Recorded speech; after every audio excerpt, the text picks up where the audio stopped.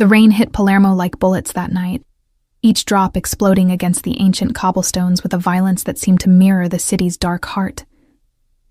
I pulled my worn coat tighter around myself as I hurried through the narrow streets of the old quarter, my nursing shift at San Giovanni Hospital having run 3 hours over because of an emergency in the ICU. My feet ached in my sensible shoes, the dampness seeping through the worn leather despite my attempts to avoid the deeper puddles.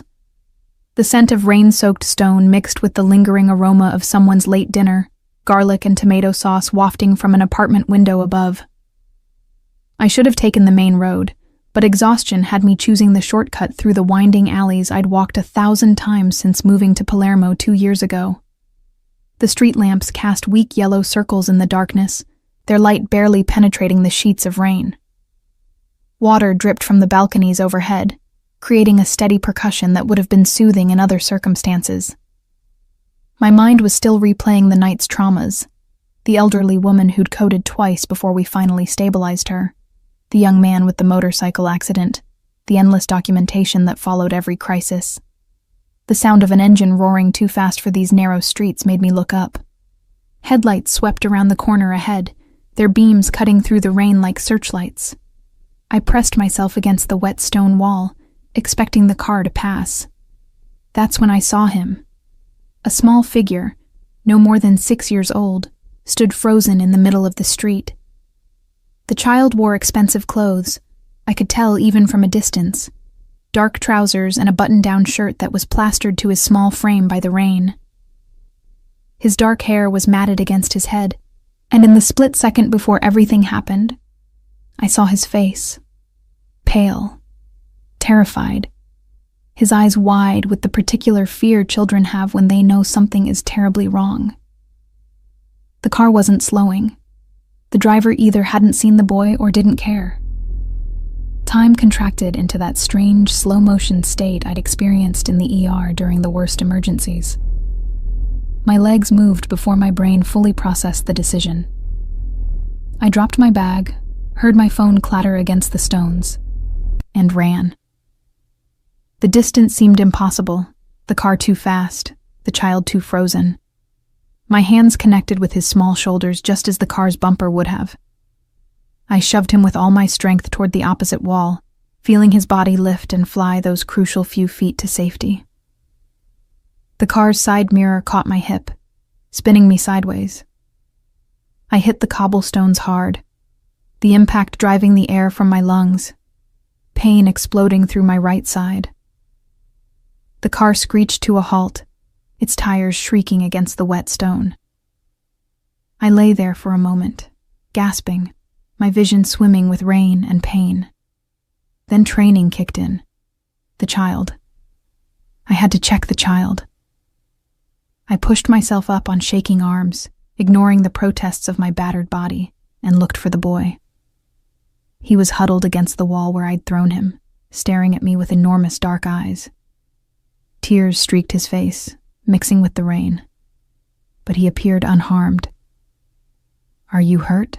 I called to him in Italian, my accent still marked with the northern dialect I'd grown up speaking, so different from the Sicilian that surrounded me here. Before he could answer, I heard footsteps running toward us. Multiple people, their shoes splashing through puddles with urgent speed. The car's doors had opened, and men were emerging, their silhouettes dark and imposing in the rain. I struggled to my feet, positioning myself between them and the child, my nurse's instinct to protect overriding any concern for my own safety. "Step away from the boy." The voice was cold, authoritative, carrying an accent that marked its owner as pure Sicilian. The man who spoke stepped into the circle of lamplight, and I got my first clear look at what power looked like in human form. He was tall, broad-shouldered, wearing a suit that somehow remained crisp despite the rain, as if the weather itself wouldn't dare to dishevel him. Dark hair was swept back from a face that could have been carved from Carrara marble, all sharp angles and aristocratic planes. But it was his eyes that made my breath catch, storm gray and cold as winter sea, fixed on me with an intensity that felt like physical pressure. "He's not hurt," I managed, my voice steadier than I expected. "But he needs to be checked properly. I'm a nurse. Let me examine him. The man's eyes narrowed slightly, the only indication of surprise at my resistance. He moved closer, and I could smell his cologne now, something expensive with notes of bergamot and cedar, completely at odds with the rain-soaked street. Other men flanked him. I counted 4, all built like soldiers, all watching me with the same calculating assessment. Matteo, the man said, his voice softening fractionally as he looked past me to the child. Vieni qui, figlio mio.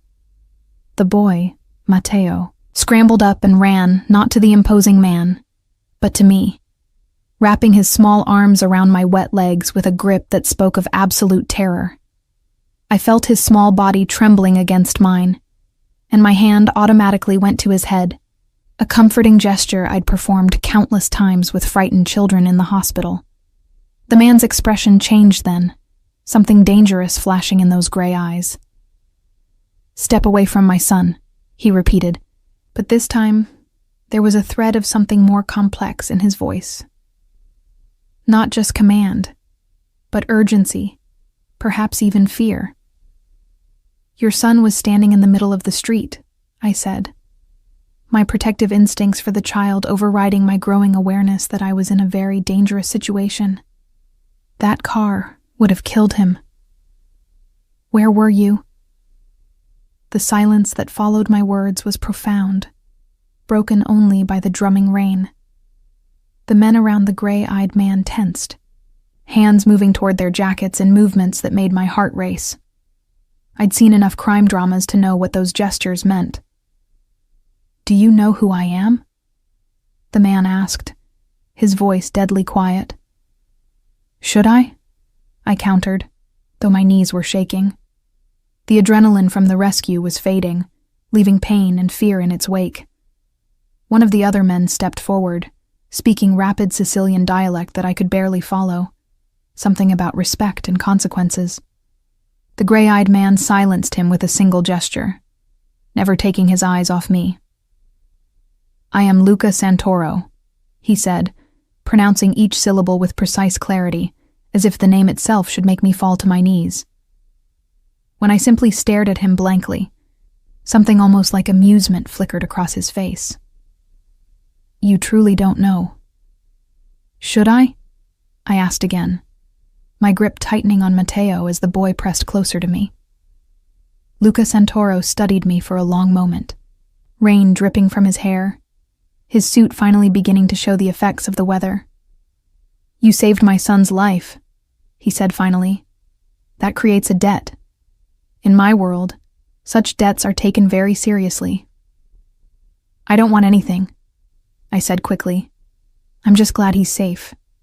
Now, if you'll excuse me, I need to get home and change into dry clothes. I tried to step around him, gently urging Matteo toward his father, but the boy clung to me with renewed desperation. Non voglio, he whimpered. Per favore, signora, non lasciarmi. Please don't leave me. The words pierced through my professional detachment straight into the soft part of me that had made me choose nursing in the first place. I looked down at his upturned face, so young, so frightened, and felt my resolve waver. It's okay, I murmured to him in Italian, crouching down despite the pain in my hip to meet his eyes. Your papa is here now. You're safe. But Matteo shook his head violently, his small fingers digging into my wet coat. She stays, Luca said suddenly, making a decision that would change the course of my life. Until Matteo calms down, she stays. Before I could protest, one of his men had retrieved my bag from where I'd dropped it. Another was opening the door of the car that had nearly killed the child. Luca's hand settled on my shoulder, not roughly, but with unmistakable authority. I insist, he said, and there was no request in those words.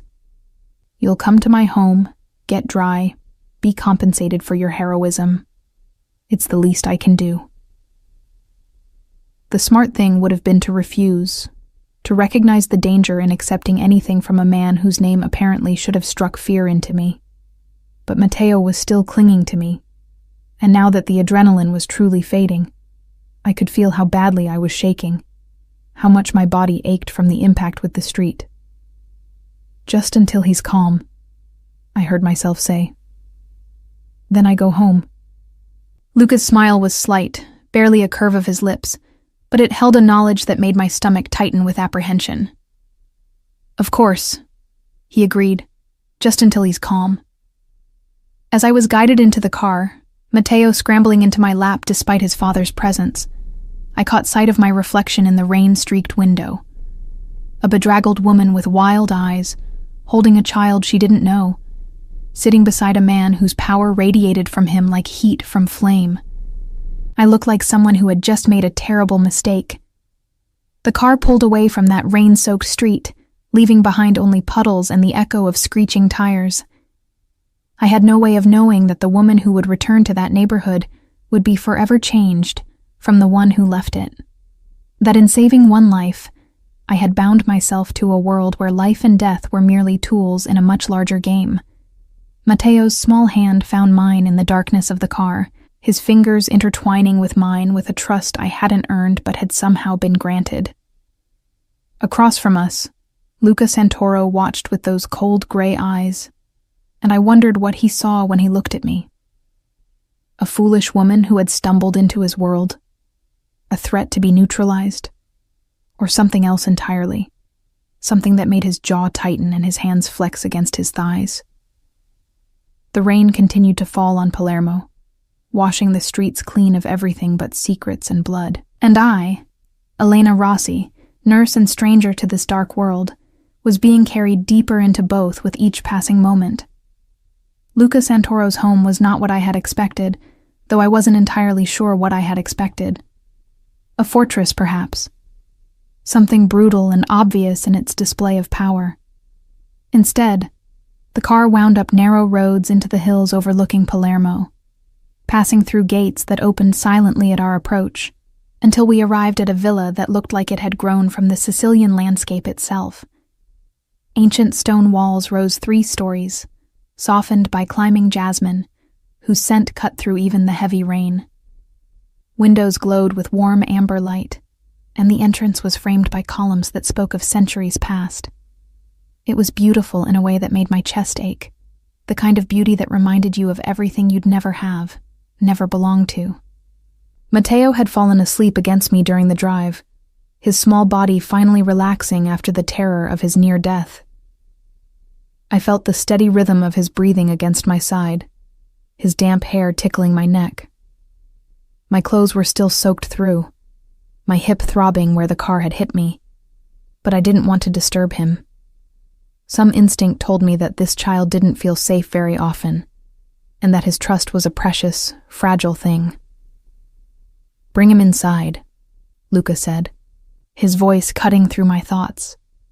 He had been silent during the drive, speaking only in low tones to the man in the front seat, words too quick and dialect heavy for me to follow. Now he opened the car door himself, gesturing for me to exit. I shifted carefully, trying not to wake Matteo, but his eyes fluttered open as we moved. "Signora Elena," he murmured, using my name, though I had no memory of telling him. Perhaps he'd heard it somewhere in the chaos, or perhaps his father had learned it already. The thought that Luca Santoro had been gathering information about me during our short drive made my skin prickle.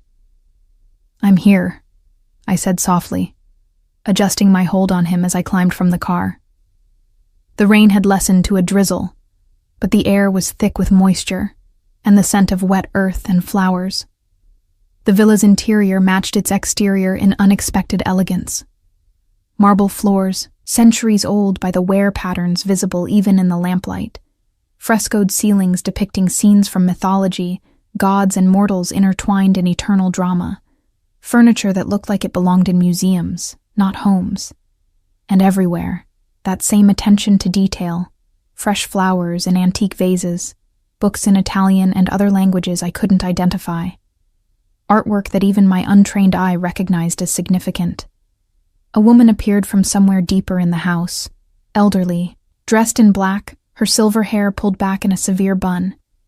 She took in the scene with sharp, dark eyes, her gaze moving from Luca to me to Matteo, missing nothing. "Signora Russo will show you to a room where you can change," Luca said, speaking to me but looking at the woman. "Matteo's clothes as well. Then we'll talk." It wasn't a request. I was beginning to understand that Luca Santoro didn't make requests. He stated facts and expected the world to arrange itself accordingly. Normally, that kind of arrogance would have sparked my temper.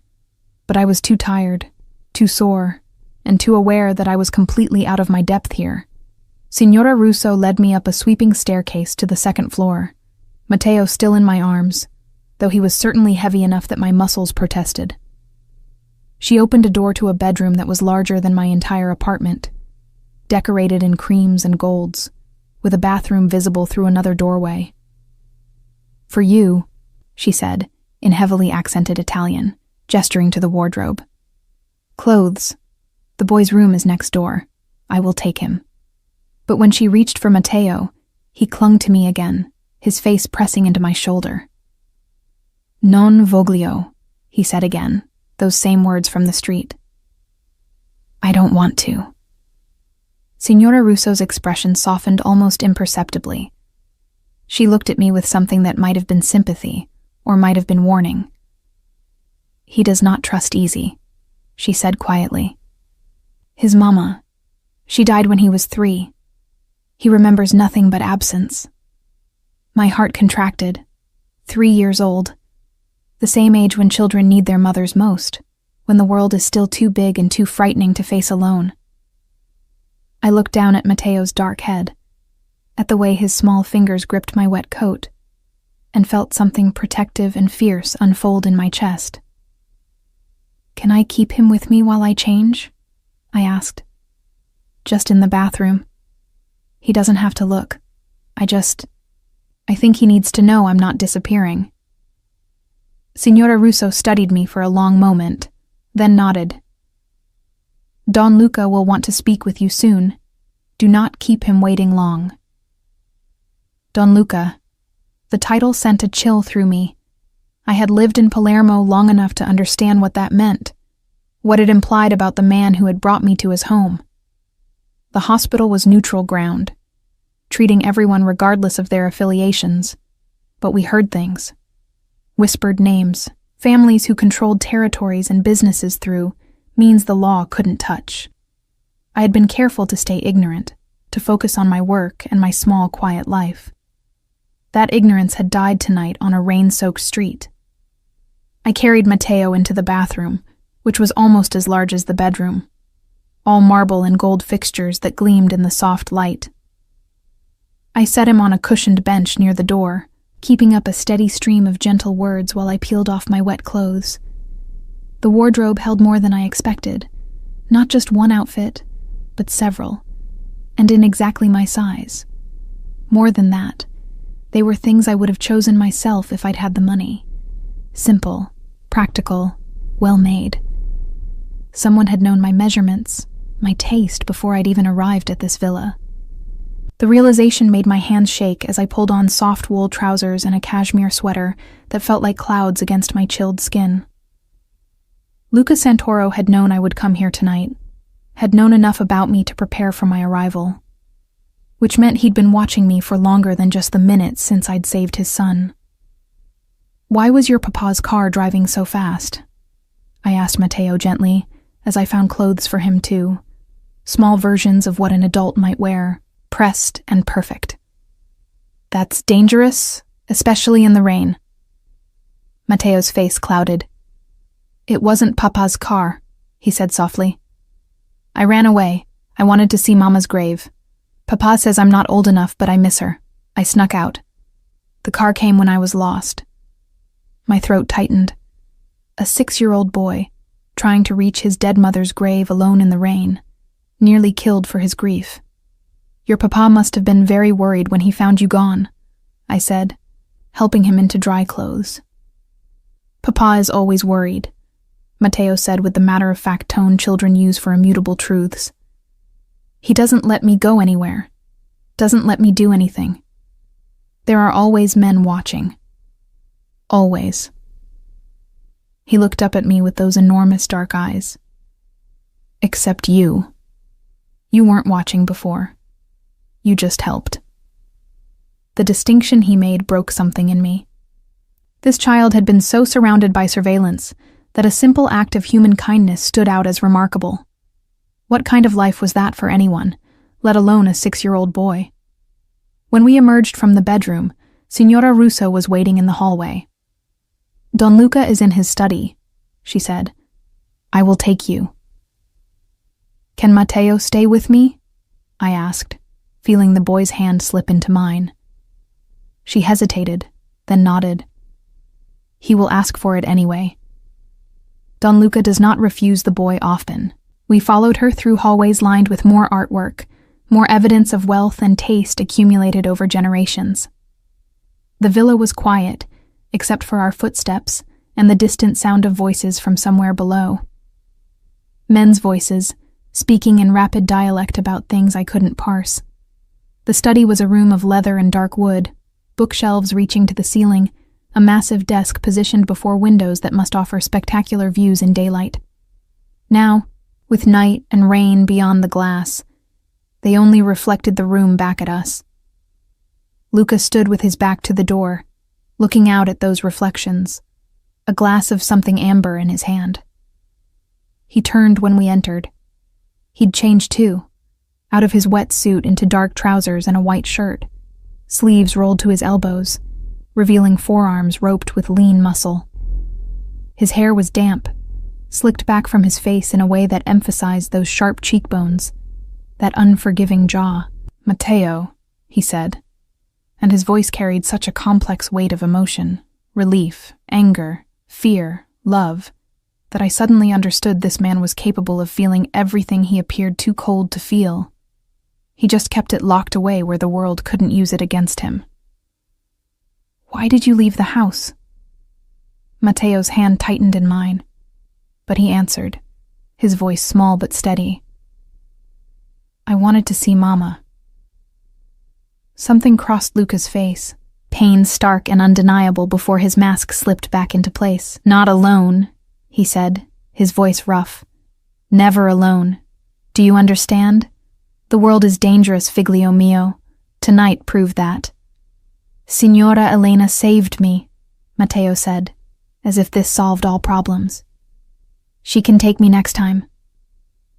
I opened my mouth to protest, to explain that there couldn't be a next time, that I needed to go home, back to my own life. But Luca spoke first, his eyes fixing on me with that same intensity from the street. "Yes," he said slowly. "Perhaps she can." He moved closer, his footsteps silent on the thick rug. "Elena Rossi, 28 years old, nurse at San Giovanni Hospital, emergency department. You came to Palermo 2 years ago from Trento, leaving no forwarding address with family or friends. You live alone in a rented apartment in the Zisa district. No boyfriend, no close relationships, no social media presence. You work. You go home. You work again. A ghost living among the living." Each fact he recited made my breath come shorter. He didn't just know surface details. He knew things that would require digging, investigating. "Why do you know these things about me?" I demanded, finding my voice even as fear clawed at my throat. "Because in the 3 seconds it took you to save my son's life, you became important to me," Luca said simply. "And I make it my business to know everything about important people." "I'm not important. I'm nobody." "You're the woman my son is currently holding like a lifeline," Luca countered, gesturing to where Matteo still gripped my hand. "The woman who risked her own life without hesitation for a child she'd never met. That makes you either remarkably stupid or remarkably good. I needed to know which." "And?" I challenged, anger beginning to burn through my fear. A slight smile curved his lips, not reaching his eyes. "I haven't decided yet." He gestured to a chair near the fireplace where flames crackled cheerfully, at odds with the tension in the room. "Sit. We need to discuss the situation." I sat, Matteo immediately climbing into my lap as if it were the most natural thing in the world. Luca's jaw tightened at the sight, but he said nothing, taking the chair across from us. "You saved Matteo tonight," he began. "In my world, that creates an obligation, a debt that must be repaid. I don't want repayment. I just want to go home. Where rivals of mine can find you." Luca's voice was soft, deadly. "Where the men who were driving that car tonight can identify you and use you to get to me." My blood ran cold. That wasn't an accident. The car that nearly hit him. "The Calabria family has been testing my patience for months," Luca said, his tone conversational, as if discussing the weather rather than attempted murder.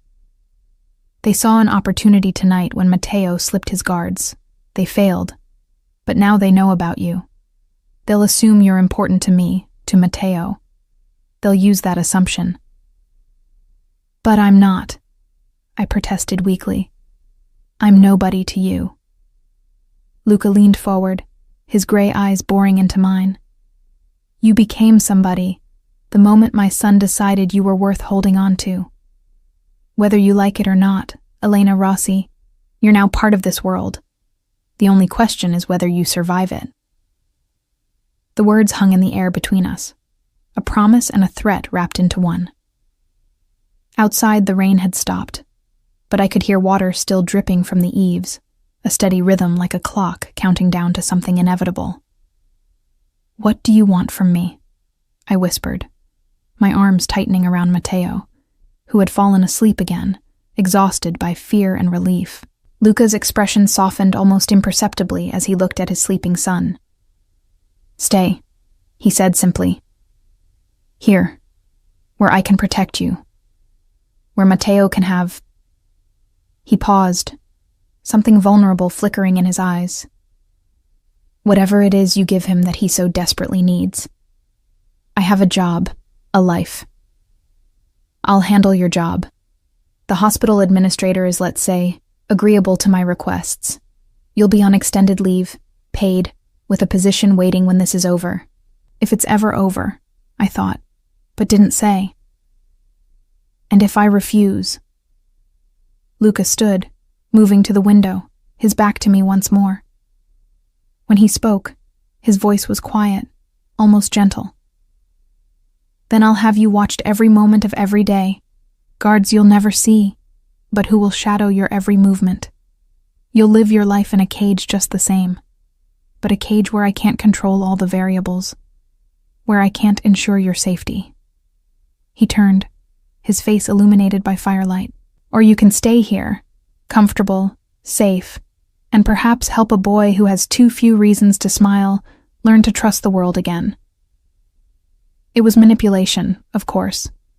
Every word calculated to appeal to my protective instincts, my nursing nature. But as I looked down at Matteo's peaceful face, so different from the terrified child on the street, I felt my resistance crumbling. "How long?" I asked.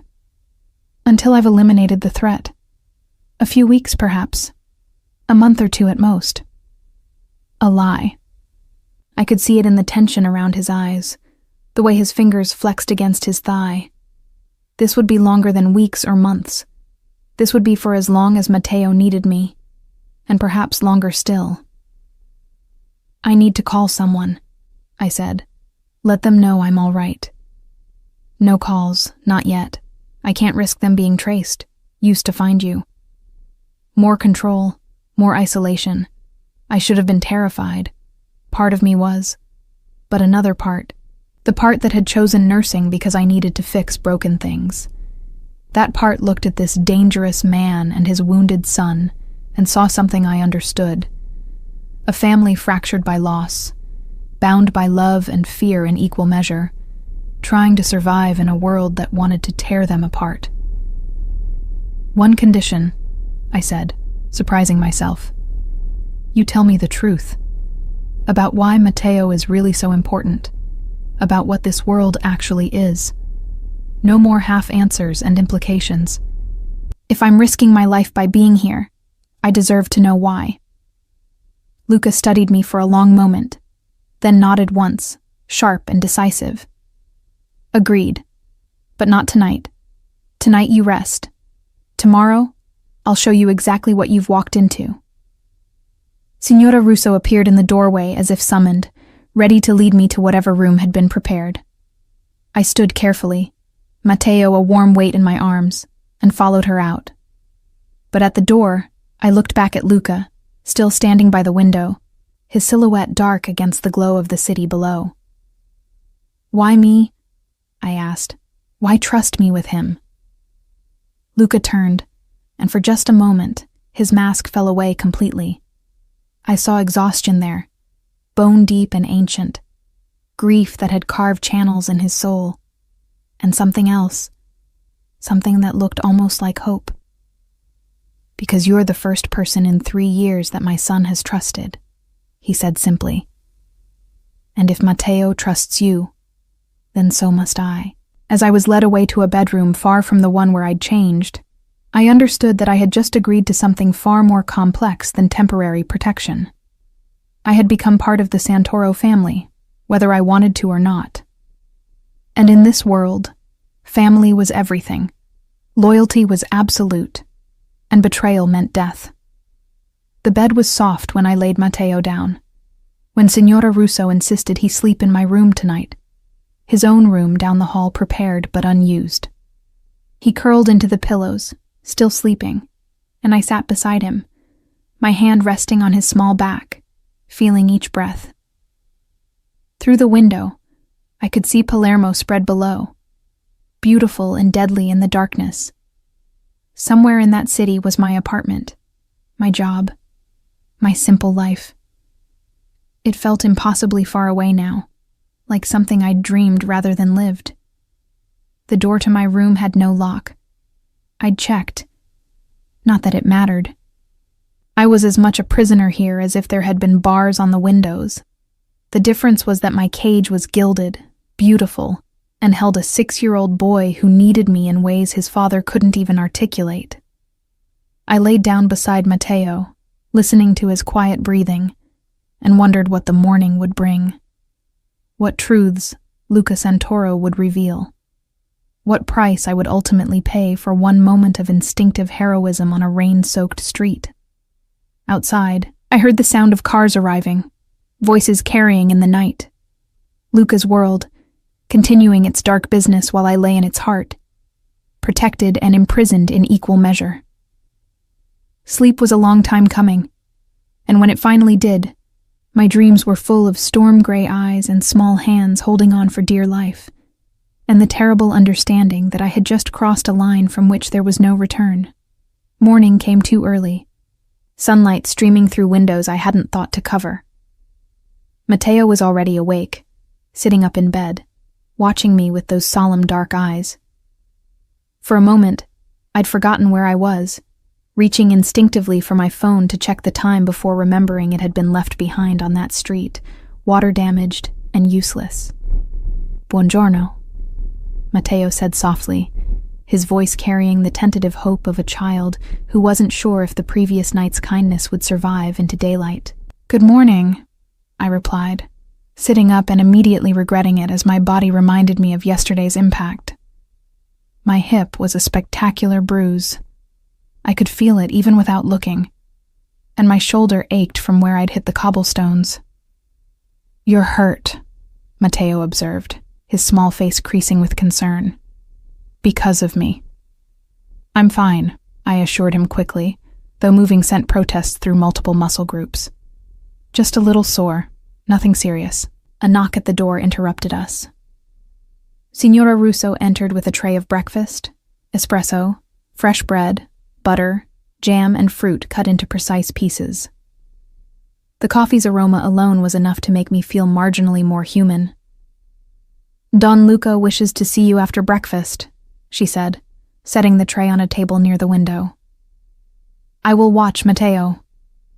But Matteo shook his head, scrambling across the bed to grab my hand. "I want to stay with Signora Elena."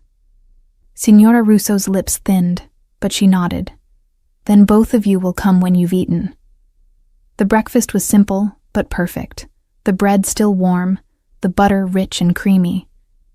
Matteo ate with the focused intensity of childhood, getting jam on his fingers and not caring. I found myself smiling at him. This serious little boy with his father's eyes and his dead mother's absence written in every careful movement. "What was your mama like?" I asked gently, and immediately regretted it when his face fell. But he answered, his voice soft. "I don't remember her face anymore. Sometimes I think I do. But Papa says I'm remembering photographs, not her.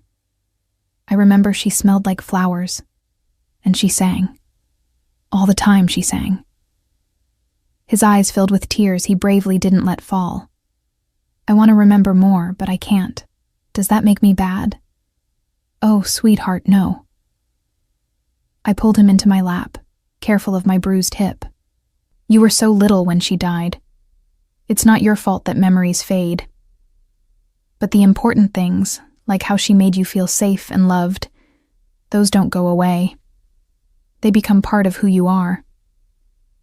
He was quiet for a moment then. "Do you have a mama?" "I do. She lives far away in the north.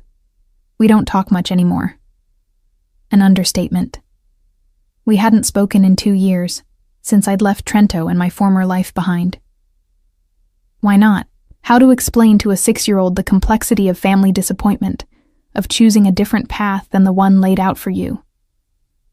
"Sometimes adults have disagreements that are hard to fix," I said carefully. "It doesn't mean we don't love each other. It just means we need space." Matteo seemed to accept this, returning to his breakfast with the philosophical resilience of children. But I saw the gears turning in his small head, processing, comparing his loss to mine, trying to understand a world where parents and children could be separated by choice as well as death. When we'd finished eating, Signora Russo returned to escort us through the villa. In daylight, it was even more impressive, every detail speaking of generations of wealth and taste. We descended the main staircase, Matteo's hand in mine, and I felt eyes on us from shadows I couldn't quite see. Guards, I realized. Luca's men, watching, always watching. The study looked different in morning light, less menacing, though Luca's presence behind his desk did nothing to diminish the sense of power that radiated from the room. He was already dressed for the day in another impeccably tailored suit, this one charcoal gray, his hair perfectly styled, his expression unreadable. "Matteo, go with Signora Russo to your lessons," he said without preamble. Matteo's grip on my hand tightened. "I want to stay with Signora Elena. You will see her after lessons. Now go." The authority in his voice brooked no argument. Matteo looked up at me, seeking permission or reassurance, and I nodded gently. "I'll be here when you're done," I promised. "I'm not going anywhere." The look Luca gave me at those words was sharp, assessing, as if testing whether I meant them. Matteo reluctantly let go of my hand and followed Signora Russo out, dragging his feet in protest. When the door closed behind them, Luca gestured to the chair I'd occupied the previous night. "Sit. We have much to discuss." I sat, less comfortable now in daylight, more aware of how vulnerable I was in this place. "You promised me the truth," I said, keeping my voice steady. "And you'll have it." He poured coffee from a silver pot, passing me a cup before taking his own seat. "But first, tell me what you think you know about me. About my family." I wrapped my hands around the warm cup, gathering my thoughts. The name Santoro is known in Palermo, one of the old families. There are whispers about your business dealings, though nothing that reaches the official channels. You're called Don, which suggests a certain position of authority. I met his eyes. And men who are called Don usually have connections that the law either can't or won't touch. A diplomatic answer. There was dry amusement in his voice. Let me be less diplomatic. My family has controlled certain interests in Sicily for 4 generations. What began as protection of our neighborhood during the chaos after the war evolved into something larger, more complex. He sipped his coffee, his gaze never leaving mine. We provide services the government cannot or will not. We protect those who pay for protection. We settle disputes that would otherwise end in violence. We maintain order in a world that would be chaos without us. The Mafia, I said flatly. Such an ugly word. So American. His smile was cold. But yes, if you want to use that word, then yes. I am what people call a mafia boss, the head of the Santoro family. And that makes Matteo, his voice softened fractionally, the heir to everything I've built. I set down my coffee cup with shaking hands. I'd suspected, of course, but having it confirmed so bluntly was different. And his mother? Luca's expression went blank, but I could see the muscle in his jaw tighten. Chiara was... He paused, seeming to choose his words carefully. She was not born to this world. She was a lawyer, young, idealistic, who took a case defending one of my men. I attended the trial. She was brilliant, fierce, completely unafraid. He stood, moving to the window. I courted her properly, showed her only the legitimate sides of my business. When we married, I thought I could keep her separate from the darkness, give her and our son a normal life. What happened? I asked quietly, though I already knew the answer would be tragic. The Calabria family happened, he said, his voice devoid of emotion in the way of men who feel too much. They wanted to weaken me, to prove I could be touched. They sent a car bomb meant for me. Chiara was driving Matteo to his play school. She saw the device, managed to get Matteo out before. He stopped, his hand clenching into a fist against the window frame. She died saving him, just as you did last night. The parallel was clear, painful. I'm sorry, I said, and meant it. That's an unbearable loss. He was 3, Luca continued, as if I hadn't spoken. Old enough to understand his mother was gone, too young to understand why. He stopped speaking for 6 months.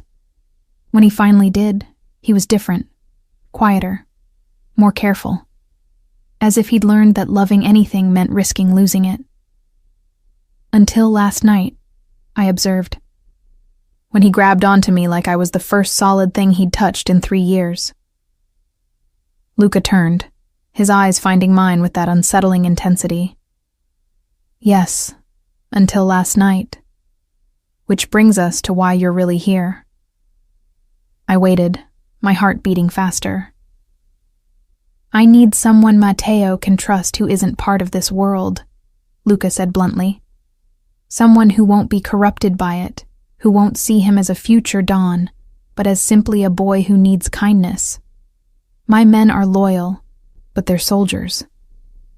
Signora Russo cares for him, but she's been with my family too long, seen too much. She can't give him what he needs. And what does he need? Normalcy, softness, the kind of maternal care he's been missing. Luca moved closer, his gaze never wavering. You're a nurse. You care for people instinctively, and for reasons I don't fully understand, my son has decided you're safe. That you're, he paused, worth holding on to. You want me to be some kind of nanny? I asked, trying to understand. I want you to be whatever Matteo needs you to be. And in exchange, I'll pay you more than you'd make in 10 years at the hospital. I'll ensure your safety. And when the time comes that you want to leave, I'll make certain you can do so without fear of retaliation from my enemies. It was a bargain with the devil, dressed in reasonable terms. And if I say no, then I'll still protect you, because you saved my son, and that debt is absolute. But Matteo will lose the one person who's made him smile in 3 years. And you'll spend every day wondering if the Calabria family has found you, if every stranger on the street is a threat, if every moment might be your last. He was right, and we both knew it. My old life was gone the moment I'd pushed Matteo to safety. The only question was whether I'd acknowledge that truth or fight against it uselessly. "I want to go to my apartment," I said. "Get my things. Close that chapter properly." "Already done. Your belongings are being packed as we speak and will arrive here this afternoon." At my sharp look, he continued, "I told you, Elena, I can't risk you being exposed, but I'll have photographs brought to you, let you verify everything important is included." More control, more decisions made for me. I should have been furious, but I was too tired to fight what seemed inevitable. What would my days look like? "You'd wake with Matteo, share breakfast with him. While he has lessons, you'd be free to do as you wish within the villa and grounds. Afternoons would be yours to spend with him however you see fit. Evenings, after his bedtime." Luca's voice took on a different quality. "You'd dine with me. I'd like to know the woman my son has chosen to trust." There was something in the way he said it that made my pulse quicken. Not quite flirtation, but an acknowledgement of attraction that sat heavy in the air between us. "I'm not her," I said quietly. "I'm not your dead wife. I can't replace her." "I know." His voice was rough. "I'm not asking you to. I'm asking you to be yourself. The woman who didn't hesitate to risk her life for a stranger's child. That's what Matteo needs. That's what—" He stopped himself. "That's what this family needs." I stood, needing distance, moving to the window where he'd stood earlier. The villa's grounds were extensive, I could see now. Gardens and paths leading down toward the cliff's edge. Beautiful, isolated, safe. A prison, yes, but a comfortable one. "I want Sundays off," I said, my mind already accepting even as my heart rebelled. "One day a week where I can leave, go to the city, remember who I am outside these walls. With guards. Obviously with guards. I'm not stupid." I turned to face him. "But I need to know I'm still a person, not just—" I gestured vaguely. "Whatever this is." "Agreed. Anything else?" "I want to call the hospital myself. Explain that I need leave, in my own words." He nodded slowly, supervised on a secure line. "But yes. And if I decide I can't do this, if it becomes too much, you let me go. No threats, no coercion, just freedom." This time, his pause was longer. Finally, "If you leave, the protection goes with you, permanently. That's the best I can offer. I can't have you walking away with knowledge of my family and no guarantee of your silence." It was as much freedom as I'd get in this situation. "Then I agree. For Matteo's sake, I'll stay. For now." Something in Luca's expression shifted. Tension I hadn't realized he'd been carrying releasing from his shoulders. "Thank you." The simple sincerity of it caught me off guard. This was a man unaccustomed to thanking anyone, to asking for anything. That he'd done both told me how desperately he wanted this for his son. "When do I start?" "You already have. As far as Matteo's concerned, you're staying because you want to, not because you have to. Let him believe that." "It's not entirely a lie," I admitted. "I do want to help him, but I'd like to help him in circumstances where I wasn't essentially a captive." "A protected guest," Luca corrected with the ghost of a smile. "The distinction matters. Only to you." We stood there in charged silence, the truth of the situation settling between us like dust after an explosion. I was bound to this place now, to this family, by debts and danger and a little boy's desperate need for something soft in his hard world. "I should check on Matteo," I said finally, needing to escape the intensity of Luca's gaze. "He'll be in lessons for another hour. But yes, feel free to explore the villa. Learn your new home." He returned to his desk, dismissing me with the casual assumption of authority. "We'll dine at 8 this evening. Dress is formal." Of course it was. because even in a prison, appearances mattered. I left his study, closing the door behind me, and leaned against the wall in the hallway, trying to catch my breath. This was my life now, at least for the foreseeable future. Playing nanny to a mafia boss's son, living in luxury that felt like chains, bound by debt and danger to a man whose eyes held storms and whose world was built on violence I could only begin to imagine. And the most terrifying part? A small, traitorous part of me was already wondering what Luca Santoro would look like across a dinner table, candlelight softening those hard features, wondering what stories he'd tell about his world, what truths he'd reveal, wondering if the real danger wasn't the enemies outside these walls, but the attraction building inside them. The weeks that followed established a rhythm I hadn't expected. Mornings with Matteo became my favorite time, watching him slowly emerge from his shell like a butterfly testing new wings. He'd wake earlier each day, seeking me out with questions about everything. Where was I from? What was nursing like? Did I have siblings? Did I like dinosaurs?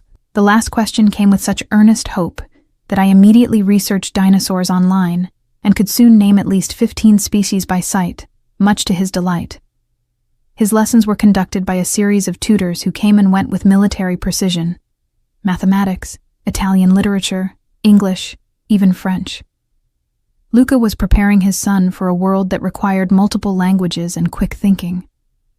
I sat in sometimes, when Matteo asked, and watched this serious little boy absorb information like a sponge, his intelligence sharp and focused in a way that reminded me painfully of his father. The afternoons were ours. I'd take Matteo into the gardens, where spring was beginning to show in early blooms. We'd walk the grounds, always within sight of the villa, always watched by guards I tried to ignore. He told me about his mother in these moments, fragments of memory mixed with stories he'd been told, trying to piece together a woman he could barely recall. "Papa doesn't like to talk about her," he confided one afternoon as we sat by a fountain, its water cascading in musical tones. "It makes him sad. But I need to know about her. Is that wrong?" "No, sweetheart. That's completely normal." I adjusted his jacket against the cool breeze.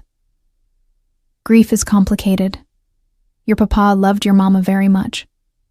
Sometimes love hurts more after someone's gone, and talking about them makes the hurt feel fresh again. Do you think he'll ever stop being sad?" I thought about Luca, about the man I'd observed over dinners that had become increasingly personal. He'd kept his promise to tell me about his world, explaining the intricate hierarchy of families, the codes that govern behavior, the brutal justice meted out to those who broke the rules. But he'd also revealed glimpses of the man beneath the dawn. His love of art, particularly Renaissance paintings, his surprising knowledge of poetry, the way his voice softened when he spoke of his own father, dead 5 years now, who'd built this empire from nothing. "I think," I said carefully, "he'll always carry the sadness. But maybe he can learn to carry happiness alongside it. People are big enough to hold both." Matteo considered this with the solemnity that made him seem far older than 6. "Since you came, he smiles more. Small smiles, but still. I notice. I'd notice too.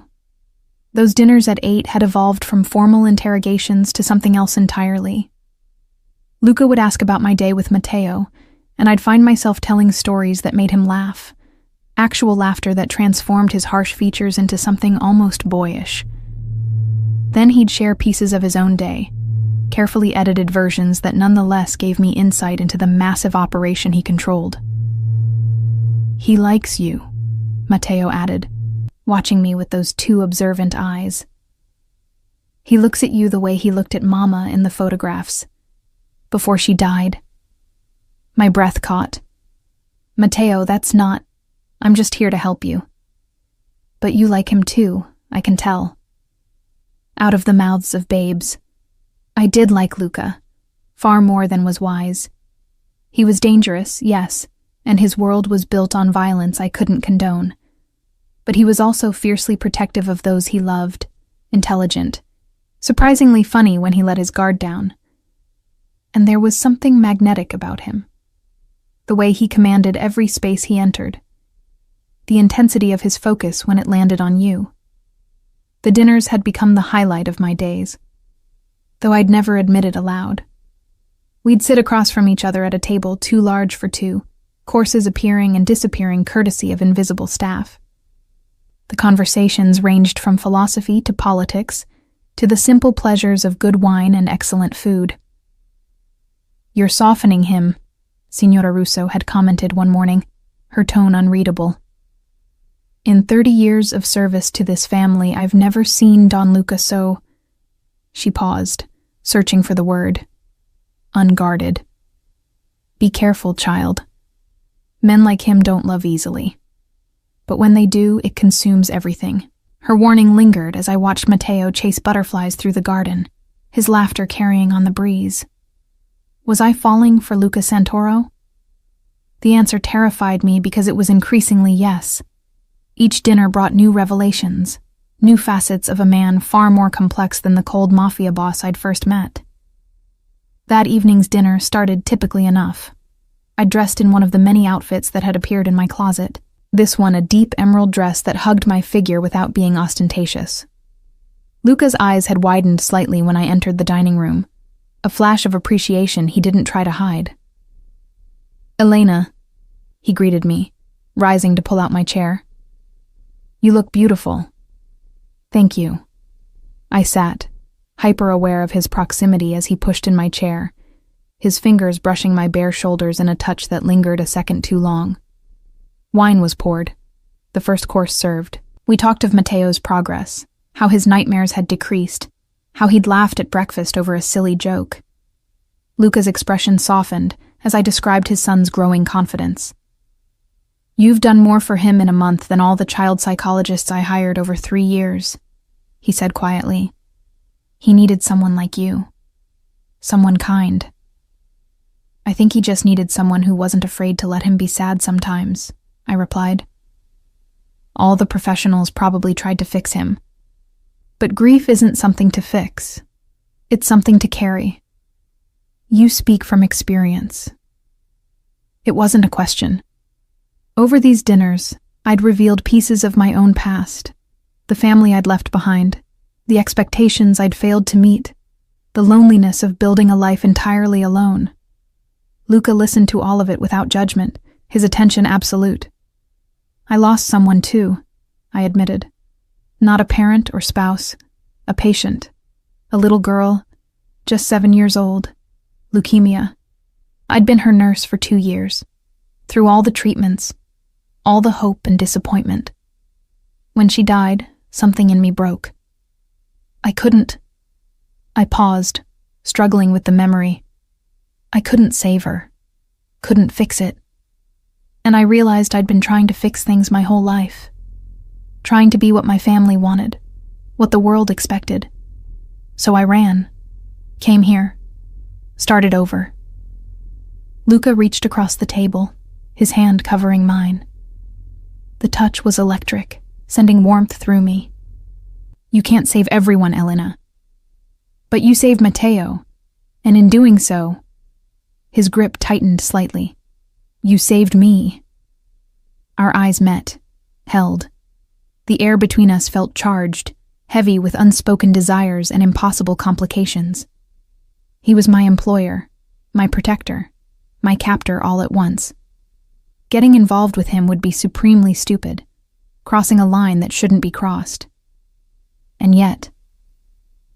"Luca," I started, not sure what I was going to say. The door to the dining room burst open.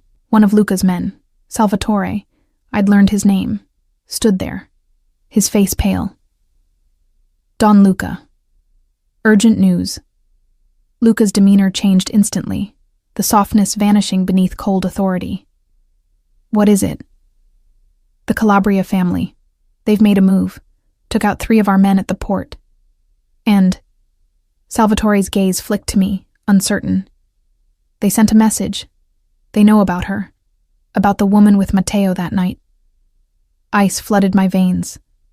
Luca stood, his movements controlled, but I could see the tension coiling through him.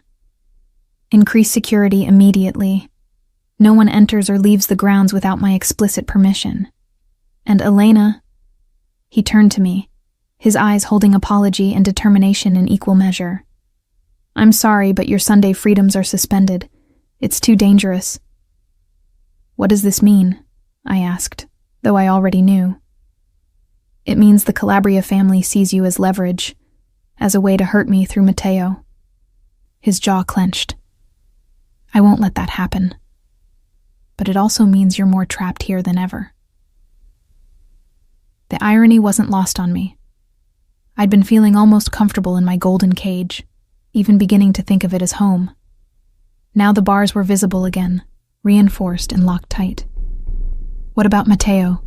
I asked, my mind going immediately to the little boy sleeping upstairs. He's safe here. This villa is a fortress, but we need to be more careful. No more garden walks where you're visible from beyond the walls. No more tutors coming in. We'll do lessons internally. Luca moved toward the door, then paused. Elena, I know this isn't what you signed up for. If you want to leave, truly leave. I'll arrange maximum security transport to anywhere in the world. You'd never be truly safe, but I'd do everything in my power. I'm not leaving Matteo, I interrupted, surprising myself with the vehemence. Not now. He needs stability, not another person abandoning him. Something fierce and possessive flashed in Luca's eyes. You're remarkable. Do you know that? He left before I could respond, Salvatore trailing him. I sat alone in the dining room, my appetite gone, my mind racing. This was the reality of Luca's world. Violence, danger, constant threats. And I'd just committed to staying in the center of it. Not for Luca, I told myself. For Matteo. Only for Matteo. But as I climbed the stairs to check on the sleeping child, I knew I was lying. Some part of me was staying for the man with storm-gray eyes who looked at me like I was the first sunrise after endless night. The dangerous, damaged man who'd somehow found his way into my heart, despite all my defenses. Matteo was sleeping peacefully, his small face relaxed in dreams. I sat beside his bed, watching him breathe, and made a silent promise. Whatever came, I'd keep him safe, even if it meant staying in this world forever. Even if it meant losing my own heart to his father in the process. Outside, I heard the sounds of men mobilizing, of security increasing. The fortress closing ranks against the darkness beyond. And somewhere in that darkness, enemies plotted and planned, seeing me as weakness when I'd never felt more determined to be strong. For Matteo, for Luca, for this strange, dangerous family I'd somehow become part of. Tomorrow, the real battle would begin. Tonight, I'd hold vigil over this sleeping child and pray that love would be enough to keep us all safe. Even though I knew, in this world, love was often the most dangerous thing of all. 2 months after the Calabria threat intensified, life in the villa had taken on a different quality. Security was omnipresent but invisible. Guards I'd learned to recognize by sight, if not name. Matteo had adapted with the resilience of childhood, accepting the new restrictions as if they'd always existed. But I could see the strain in his eyes sometimes, the longing to run freely through the gardens, to explore beyond the walls. Luca had changed too. The dinners continued, but they'd grown more intense, charged with an attraction we both acknowledged but couldn't act on. Not while I was essentially his employee, his son's caretaker, a woman under his protection. The power dynamics were too skewed, too complicated, or so I kept telling myself when I'd catch him watching me with hunger barely concealed, when I'd feel my body respond to his proximity with a yearning that kept me awake at night. It was a Thursday afternoon when everything shifted. I was in the library with Matteo, reading him a story about knights and dragons, when Signora Russo entered, her face grave. Don Luca needs to see you, immediately. I'll watch the boy. My stomach dropped. Nothing good ever came from urgent summons. I kissed the top of Matteo's head, promised I'd be back, and followed her to Luca's study. He was there with Salvatore and 2 other men I didn't recognize, their faces hard with the kind of tension that preceded violence. "Elena." Luca's voice was tight. "We have a situation." "What kind of situation?"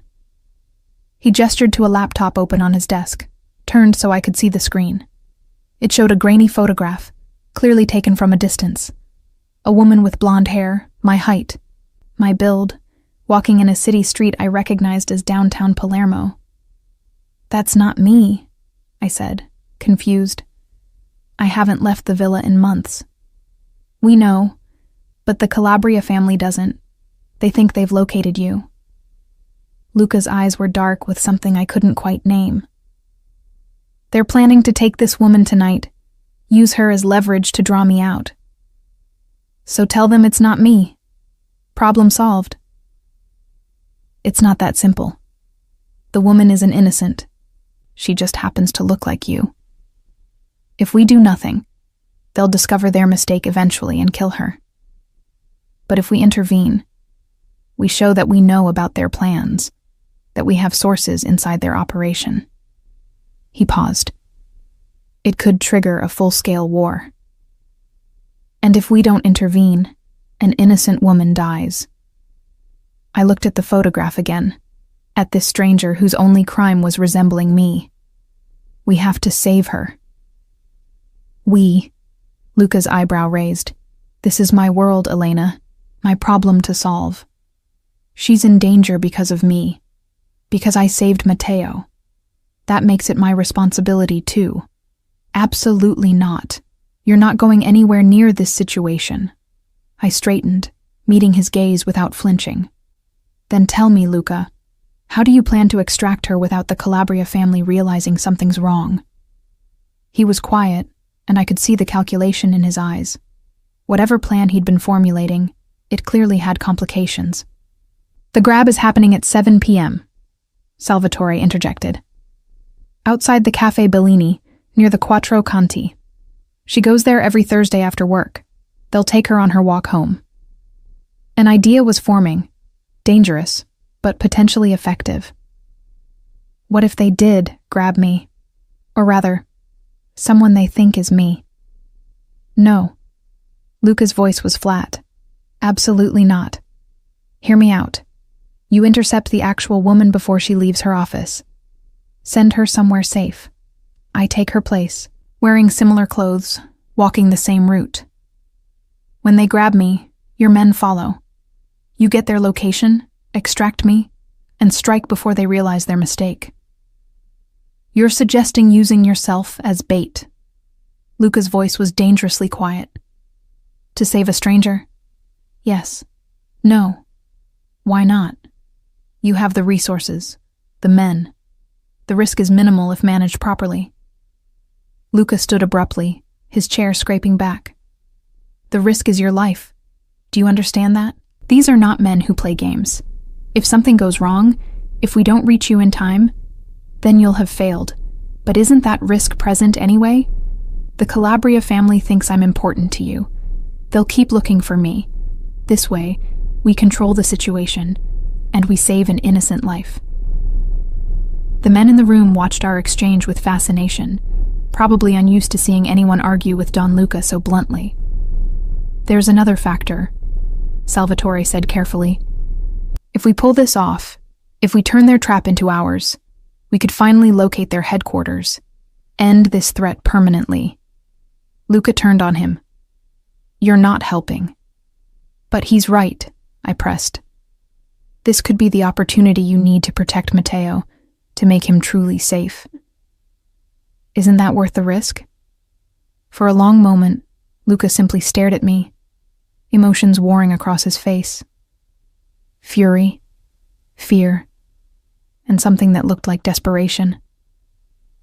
"If I agree to this," he said finally, "and that's a significant if, you do exactly what I say. Every instruction, followed precisely. No heroics, no improvisation." "Agreed."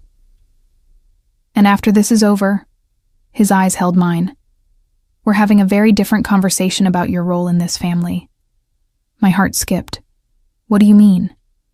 You know exactly what I mean. The air between us crackled with tension. Salvatore cleared his throat, reminding us we had an audience. The next few hours were a blur of preparation. The actual target was intercepted, confused but cooperative when Luca's men explained she was in danger. I was dressed in clothes matching those in the surveillance photos, a wig adjusting my hair color slightly, just enough alteration that close examination would reveal the switch, but distant observation would be fooled. Luca personally fitted me with a tracking device, his fingers gentle against my skin as he secured it beneath my clothes. I'll be a block away the entire time, he murmured. The moment they take you, we move. I trust you. His hand cupped my face, thumb brushing my cheekbone. After this, Elena, after this, I'm done pretending. I didn't have time to ask what he meant. The operation was in motion. The walk to Cafe Bellini felt surreal, like moving through a dream. I could feel eyes on me, both Luca's men and the Calabria family watchers. The street was busy with evening pedestrians, normal people living normal lives, unaware of the violence about to unfold around them. It happened at the corner, just as predicted. A van pulled up, side door sliding open. Strong hands grabbed me, pulling me inside before I could even think to scream. A cloth covered my face, chemical sweet, and darkness took me. I woke to the smell of mold and engine oil. We were in some kind of warehouse, my hands bound, my head aching from whatever they'd used to knock me out. 2 men stood guard, speaking in low Sicilian dialect. Fear was immediate and visceral. This was real. I was truly in danger. But I forced myself to breathe slowly, to remember that Luca knew where I was, that help was coming.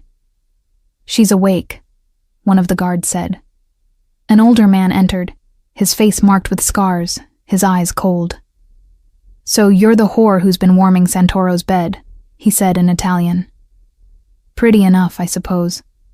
Let's see how pretty you are after we're done. He reached for me, and I did what Luca had instructed. I screamed. Loud and long, the sound echoing through the warehouse, which is when all hell broke loose. The warehouse doors exploded inward. Gunfire erupted, quick and precise. The Calabria men went down before they could react. And then Luca was there, his face a mask of fury as he cut my bonds, gathered me into his arms. Are you hurt? Did they touch you? His hands were frantic, checking for injuries. I'm fine, just scared. You were magnificent. He kissed my forehead, my cheeks, stopping just before my lips. And we're leaving. Now. The ride back to the villa was tense, Luca holding me against him in the back seat, his heart hammering against my ear. Salvatore drove, reporting that the Calabria leadership had been neutralized, their network exposed and dismantled.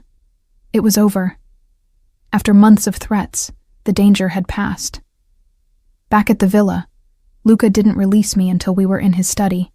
The door closed against the world. Then he framed my face with both hands, his eyes searching mine. Never again, he said roughly.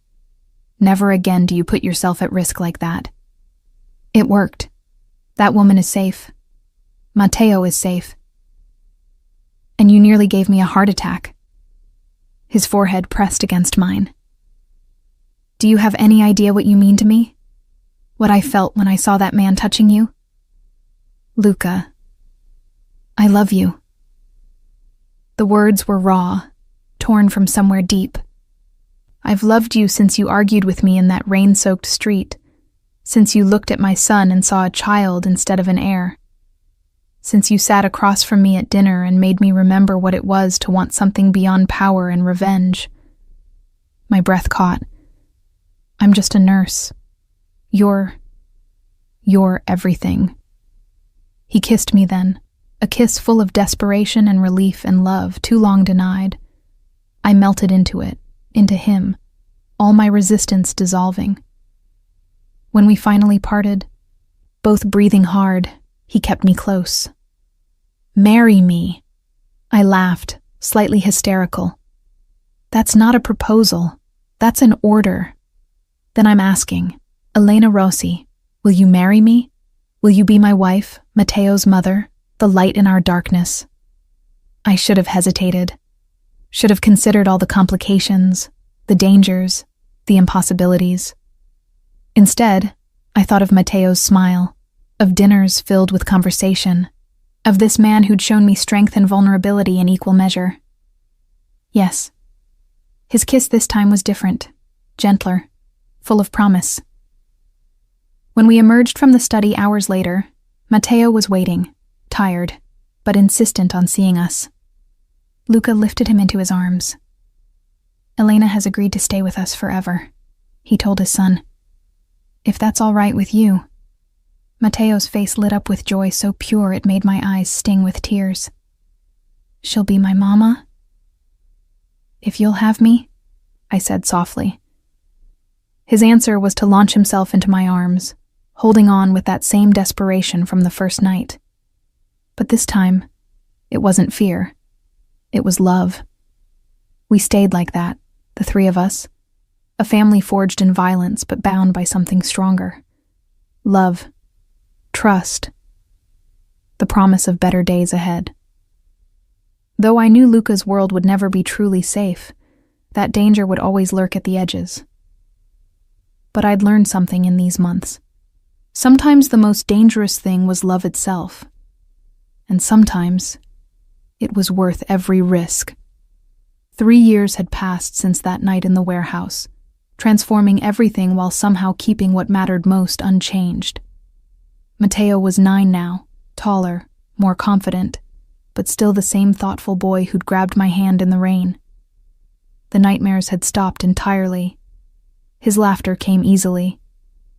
And when he called me Mama, which he'd been doing since our wedding, my heart still swelled with love so fierce it sometimes scared me. The wedding itself had been small, private, just family. Luca's sister had flown in from Milan, tearful and joyous to see her brother happy again. Signora Russo had cried openly, something I'd thought impossible from the stern woman. And Matteo had been our ring-bearer, his face solemn with the importance of his role, until the moment Luca kissed me and he'd cheered so loudly the priest had laughed. That first year of marriage had been an adjustment. Learning to navigate Luca's world not as an outsider or employee, but as his partner. He'd been careful to shield me from the worst of it, but I was no longer naive. I understood what he did, what necessary evils he committed to maintain order in chaos. It didn't make me love him less. If anything, understanding the weight he carried made me love him more. We'd established our own rhythms. Mornings with Matteo, helping him dress, sharing breakfast, walking him to his lessons, which were now conducted by tutors who lived on the grounds, carefully vetted for safety. Afternoons varied, sometimes spent with Matteo, sometimes managing the charitable foundation Luca had created in my name, funneling money from his less savory enterprises into community programs and scholarships. And evenings, after Matteo slept, belonged to us.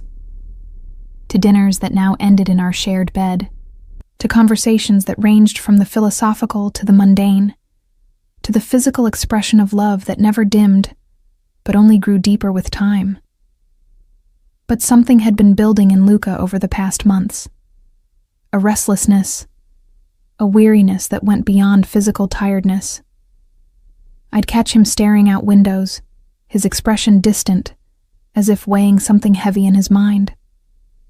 It came to a head on a Sunday afternoon. We were in the garden, Matteo teaching me Italian curse words he'd somehow learned, much to my amusement and Luca's horror, when Luca's phone rang. The conversation was brief, tense, and when he hung up, his face was grim. "I need to handle something," he said, kissing my forehead. "I'll be back before dinner." But dinner came and went, and Luca didn't return. Matteo grew anxious, picking at his food, asking questions I couldn't answer. By the time I put him to bed, worry was gnawing at my stomach. This wasn't unusual. Luca's business sometimes kept him out late. But tonight felt different. Heavier. He returned near midnight, his suit jacket missing, his shirt partially unbuttoned. There was blood on his sleeve, not his own by the casual way he moved. He found me in our bedroom, waiting. "I'm sorry," he said, moving to the bathroom to wash. It took longer than expected.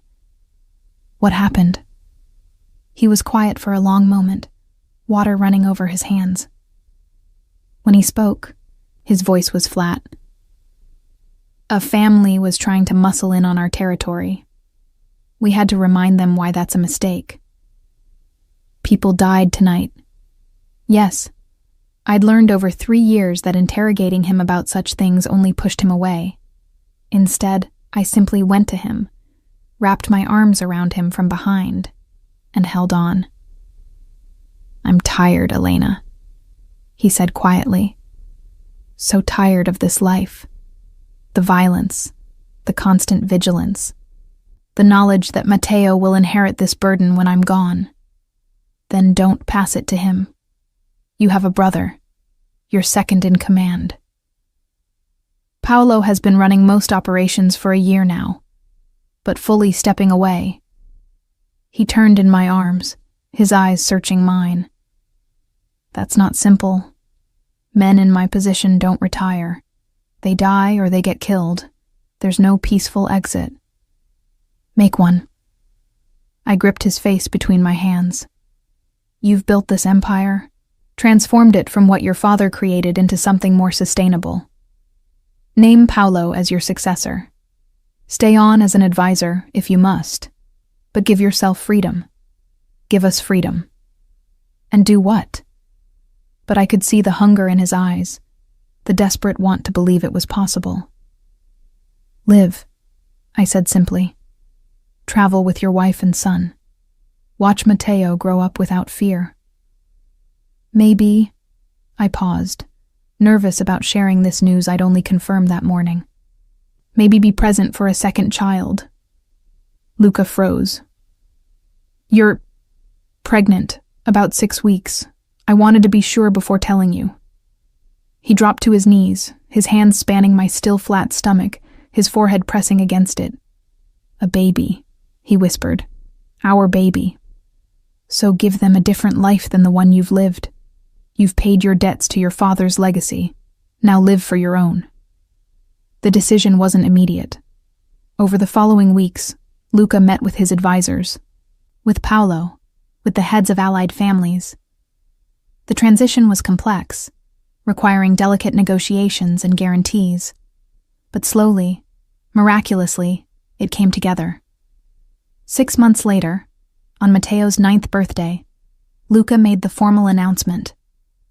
Paolo would assume control of the Santoro family operations. Luca would remain as consigliere, advisor and counselor, but would no longer be directly involved in daily operations. It was unprecedented, a boss stepping back while still alive. Some in the organization grumbled. A few old-timers predicted disaster. But Paolo was strong, smart, and had been groomed for leadership. And more importantly, he had Luca's blessing and continued guidance. The freedom was intoxicating. We traveled, first within Italy, then beyond. Showed Matteo the world outside Sicily's borders. Visited my family in Trento, a reunion that was awkward but healing. My mother cried when she saw me pregnant, when she realized I was truly happy despite the unconventional path I'd chosen. The villa became a home rather than a fortress. Security remained. It always would. But it was subtler, less oppressive. Matteo had friends now, carefully selected children of allied families who could be trusted. He played soccer, learned to paint, discovered a love for astronomy that had him begging for a telescope. And through it all, Luca transformed. The hardness that had defined him softened. He smiled more, laughed easier. Spent hours with Matteo, teaching him not about running a criminal empire, but about art and music and philosophy. showed him that there was a world beyond violence, beyond the darkness he'd been born into. I gave birth to our daughter, Chiara, on a warm October evening. Luca held my hand through every contraction, tears streaming down his face when he heard her first cry. We'd named her for his first wife, honoring the woman whose death had led to life, whose son had brought us together. Matteo was besotted with his little sister, careful and gentle in a way that made my heart ache. He'd hold her for hours, singing the same lullabies I'd once sung to comfort him. The circle of healing, completing itself. One evening, 2 years after Luca had stepped back, we sat on the terrace overlooking Palermo. The city glittered below, beautiful and dangerous as always. Matteo was putting Chiara to bed, insisting it was his turn to read the bedtime story. "Do you ever regret it?" I asked Luca, nestled against his side. "Leaving that life behind?" "Never." He pressed a kiss to my temple. "I lost everything I valued once. Nearly lost it again trying to hold on to power. But you taught me that real strength isn't control. It's letting go. Trusting others to carry burdens you once thought only you could bear. Paolo's doing well. Better than well. The family is more prosperous, more stable than when I ran it. Turns out I was right to step back." "You're still advising him." "Twice a week, on matters that actually need my experience. But the daily operations, the violence, the constant vigilance, that's his now." He turned to face me fully. "I'm just a husband and father now, best role I've ever had. You're biased. Absolutely." He kissed me, slow and sweet. "But I'm also right." From inside the villa, we heard Chiara's delighted giggle, followed by Matteo's deeper laugh. 2 children, safe and happy, growing up in the shadow of a dark empire, but not consumed by it. "I never told you," Luca said softly, "what I saw that night in the rain, when you saved Matteo." "What did you see?" "The future. Just for a moment, I saw who you'd become to us, to him, to me." His hand found mine, fingers intertwining. "I saw home, and I'd been homeless for so long, Elena. Living in this villa, surrounded by family, but alone in every way that mattered.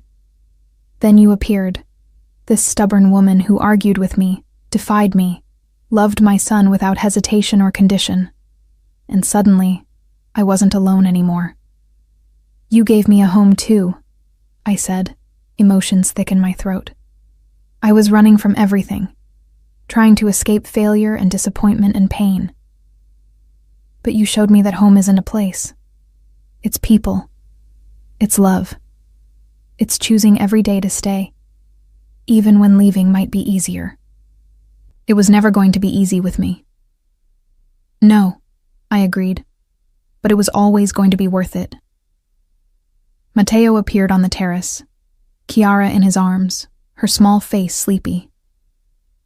"She wanted to say goodnight to you both," he said, passing her to Luca with practiced care. We stood there, the 4 of us, looking out over Palermo as the last light faded from the sky.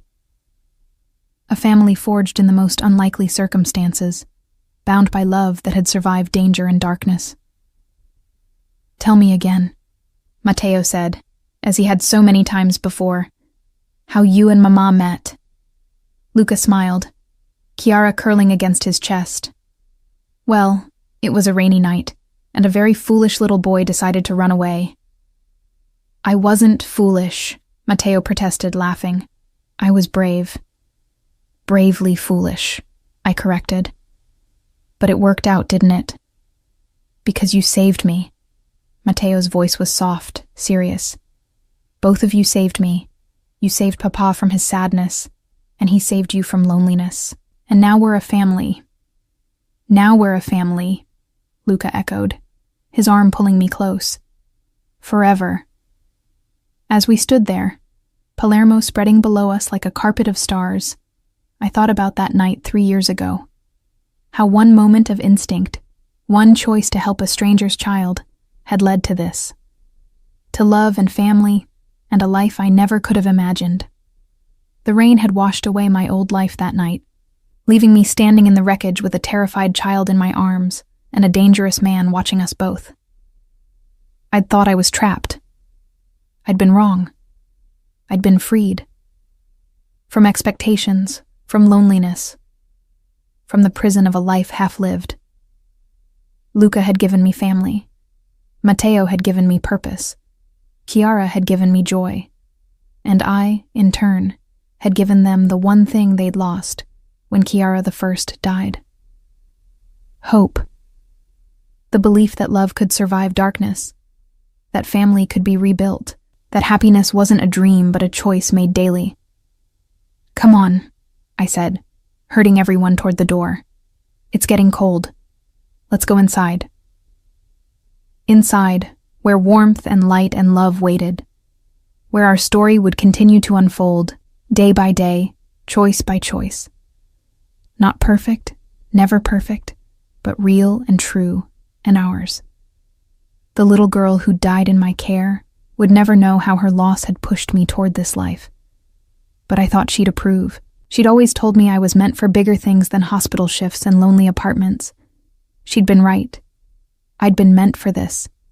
For Matteo's laughter and Luca's love, and Chiara's sleepy cuddles. For mornings in the garden and evenings on the terrace, and nights in the arms of a man who'd seen my scars and loved me not despite them, but because of everything they represented.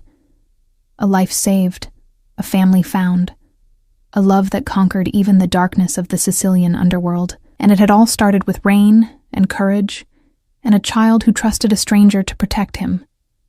The best decisions, I'd learned, were rarely planned. They were instinctive, terrifying leaps into unknown waters.